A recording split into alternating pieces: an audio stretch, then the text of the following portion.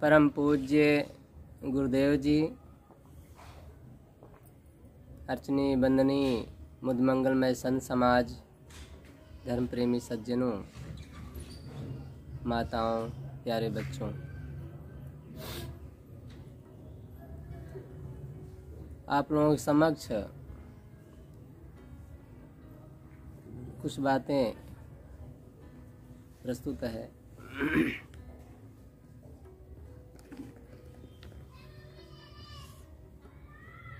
सदगुरु कबीर साहब का एक छोटा सा पद है।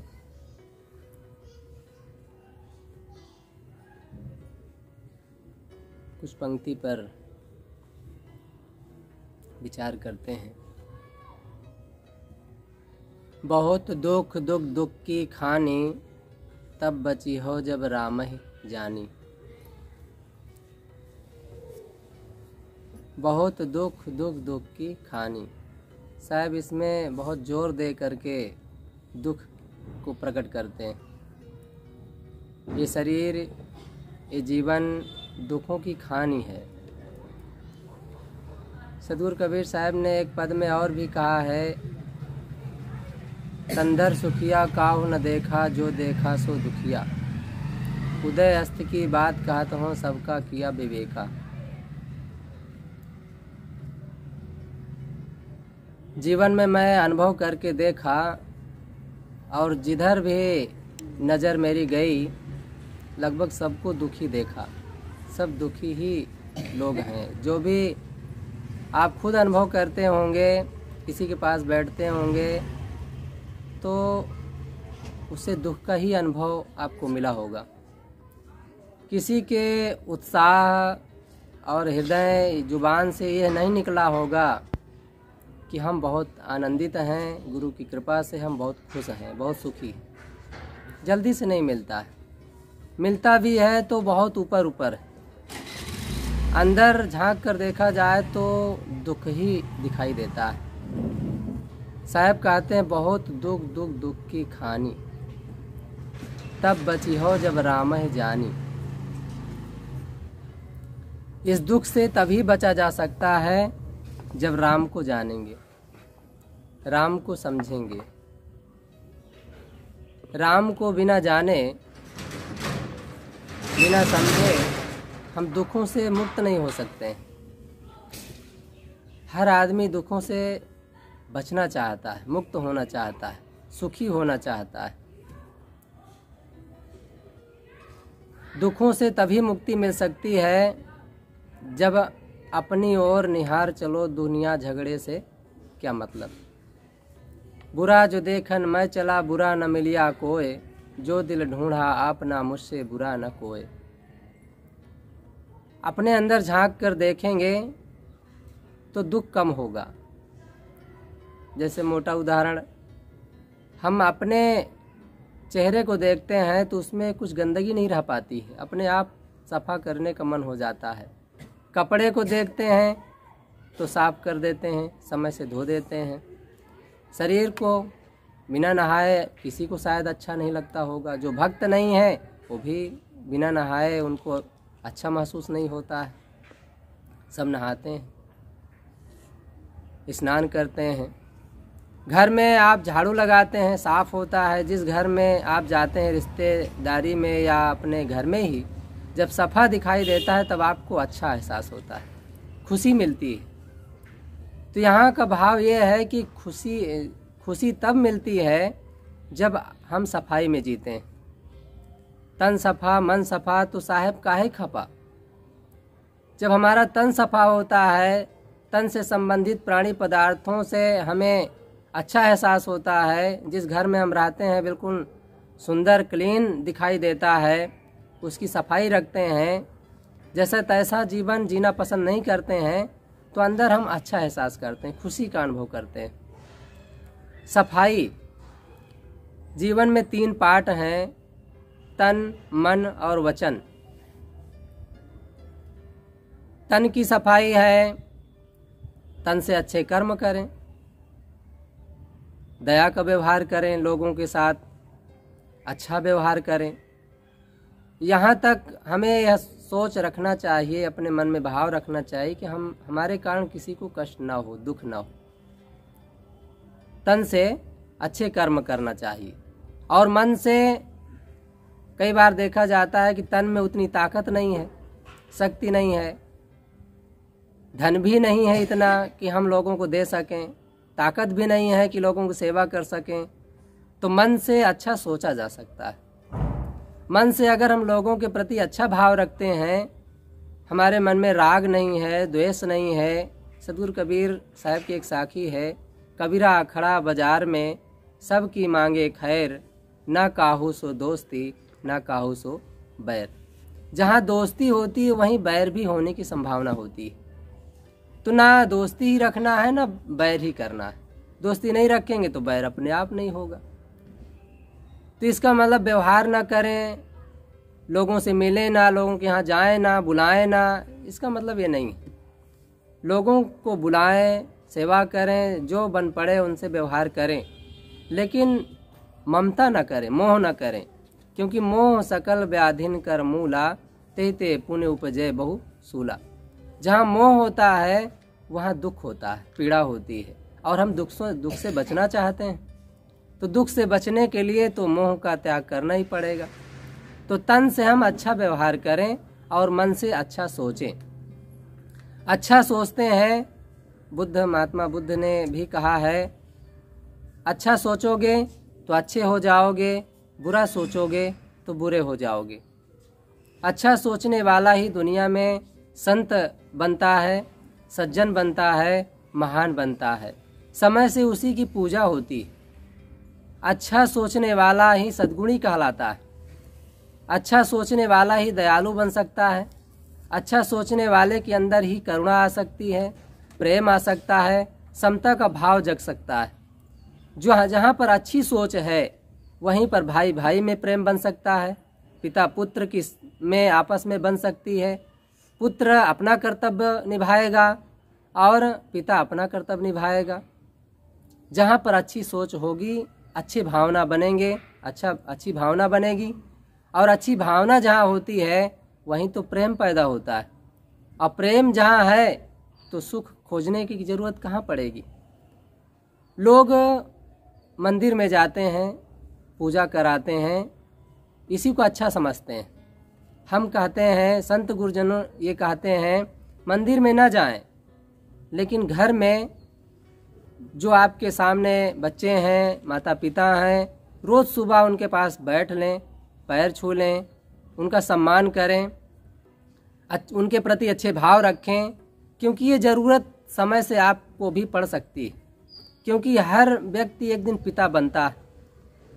पहले पुत्र बनता है, फिर पिता बनता है। अब पिता बनता है तो उसे लोगों की, बच्चों की सेवा की ज़रूरत महसूस होती है। कई बार देखा जाता है कि बच्चे बचपन में जो पिता से ख्वाहिश अपनी प्रकट करते हैं, इच्छा प्रकट करते हैं, माता पिता उसे पूरा करने का प्रयास करते हैं। और जहाँ तक उनकी शक्ति समाई होती है, शक्ति काम करती है, पूरा उनके साथ वो व्यवहार करने का प्रयास करते हैं, अपने से ज़्यादा बढ़ाने का प्रयास करते हैं। अपने से जो आप नहीं कर पाए, पिता नहीं कर पाया, वो बच्चों में वो देखना चाहता है। स्वयं भले नहीं पढ़ पाए हों, स्वयं भले नौकरी न कर पाए हों, लेकिन बच्चों को नौकरी वाला देखना चाहते हैं, पैसा वाला देखना चाहते हैं, और एक पढ़ा लिखा विद्वान ज्ञानी देखना चाहते हैं। अपने से बढ़ करके उसमें वो झांकते हैं। जो सम्मान हमारा नहीं हुआ, हमारे बच्चों का होना चाहिए, ऐसा भाव माता पिता का होता है। लेकिन बुढ़ापे में उनसे बोलने की बात, उनकी इच्छा पूरी करने की तो बात दूर, उनको मालिकपन से भी हटा दिया जाता है। उनकी इच्छा को इतना दुख दिया जाता है कि उनकी इच्छा पूरी नहीं हो पाती। हालांकि उनका भी कर्तव्य है कि बहुत इच्छा ना पालें, क्योंकि इच्छा में दुख है। जहाँ इच्छा होती है वहीं दुख होता है, और जहाँ इच्छा का त्याग होता है वहीं पर सुख होता है। तो त्याग में ही शांति है। सद्गुरु अविनाश साहब ने कहा है, त्याग में ही शांति है। अगर हमें शांति चाहिए तो त्याग का भाव रखना होगा। तो बच्चों का कर्तव्य है कि माता पिता के प्रति अच्छा भाव रखें, और माता पिता का कर्तव्य है कि बहुत इच्छा न पाल करके उनसे उनके साथ अच्छा व्यवहार करते रहें, क्योंकि जीवन है, थोड़ी सी ज़िंदगी है और जी करके हंसते मुस्कुराते हुए यहाँ से चल देना चाहिए। तो साहब कहते हैं कि हमें तन से, मन से और वचन से अक्सर लोग कटु बोलते रहते हैं, हर समय खिरझिराते रहते हैं, कुछ ना कुछ मुख से ऐसे शब्द निकलते हैं कि जिससे लोगों को कष्ट होता है, दुख होता है, पीड़ा होती है। माता पिता के मुख से कुछ ना कुछ कटु निकलता रहता है, बच्चों के मुख से कुछ ना कुछ कटु निकलता रहता है, और ये आदत दूसरे को कितना दुख देती है तो पता नहीं, लेकिन ये आदत हमें दुख देती है, हमारे अंदर हमारे संस्कार को बिगाड़ती है। कुछ संस्कार हमारे अंदर जन्म ले लेते हैं और वो कुछ संस्कार फिर हमें जन्म जन्मांतर में भटकने के लिए मजबूर कर देते हैं। इसलिए हमें अच्छी संगत करते हुए, अच्छी बातें बोलते हुए, अच्छा जीवन जीते हुए जीवन को जीना चाहिए, क्योंकि हमें सुख चाहिए। दुखों से हमें ऊपर उठना है, दुखों से आगे जाना है। साहब कहते हैं बहुत दुख की खानी, दुख की खानी से हमें बचना है। मानो जीवन स्वर्ग का जीवन है। अगर यही जीवन पशु का जीवन होता तो सत्संग में आप बैठ ना पाते, आपकी वाणी कोई समझ ना पाता, आप ठंडी में, गर्मी में डंडे और गुलेल, गोली कुछ भी मार खाते, चाकू छुरी आपके ऊपर चलाया जाता, आप क्या कर पाते? थाना पुलिस आपके लिए नहीं है। आपके लिए जितनी स्वतंत्रता, पशुओं के लिए जितनी स्वतंत्रता है, उतना ही उनके लिए बंधन, दुख और तमाम तरह के कष्ट उनके जीवन में है। लेकिन मनुष्य जीवन में वो शक्ति है, जैसे मन की शक्ति, वाणी की शक्ति। मन से वो अच्छा सोच सकता है, वाणी से अच्छी बातें बोल सकता है और अपने जीवन, अपने परिवार, अपने घर को वो स्वर्ग बना सकता है अपने जीवन में। और इसी जीवन में साधना, संतों की संगत करके मुक्ति भी प्राप्त की जा सकती है। बिल्कुल पूर्ण अंदर से स्वश हुआ जा सकता है, स्वतंत्र हुआ जा सकता है। तो साहब कहते हैं बहुत दुख की खानी। अगर दुखों से हमें बचना है तो हमें राम को जानना होगा। राम क्या है? जिस राम को दुनिया में लोग मानते हैं, सुबह से उठते हैं जय राम, राम राम, सीताराम लोग कहते हैं। हम कहते हैं ठीक है, जाप करें, जिनका जैसी भावना है, भाव है, प्रेम है, पूजा पद्धति जिनके मन में जैसी भावना बनी है वैसा करें। लेकिन असली राम आपके अंदर बैठा है। अगर उस राम को हटा दिया जाए, जीव को ही सदगुरु कबीर साहब ने राम कहा है, हृदय में बसे ते ही राम न जाना, जीव को ही राम कहा गया। उस राम को दुनिया से हटा दिया जाए तो क्या मंदिर रहेगी? क्या यहाँ वेद शास्त्र, कुरान, पुराण, बीजक ये पढ़ा जाएगा? क्या मंदिर में पूजा कोई करेगा? क्या मूर्तियाँ बनाई जा सकती है? ये पशु नहीं बनाएंगे, ये मनुष्य ही इन्हें बनाता है और इन्हें पूजता है। स्वयं मूर्ति बनाता है, मंदिर बनाता है, स्वयं पूजा करता है, नारियल चढ़ाता है और स्वयं फोड़ करके खा जाता है। कितना सरल है। मंदिर की जो मूर्ति है ना आपको बुलाती है ना आपको कुछ देती है। जीवन भर कई बार देखा जाता है पंडे पुजारी लोग, जीवन बीत जाता है 70-80 साल, बड़े गर्व से कहते हैं कि महाराज हम ये काली की पूजा, दुर्गा की पूजा और राम की पूजा करते करते हमारा जीवन बीत गया। लेकिन उनके जीवन में देखा जाता है तो गाली वैसे ही दे रहे हैं, तंबाकू वैसे ही खा रहे हैं, बीड़ी वैसे ही पी रहे हैं, कुसंस्कारों में वैसे ही जीते हैं, मुकदमाबाजी वैसे ही करते हैं, रात में बैल पशु ढील करके दूसरे के खेत चरा लेते हैं। ये कैसी पूजा है?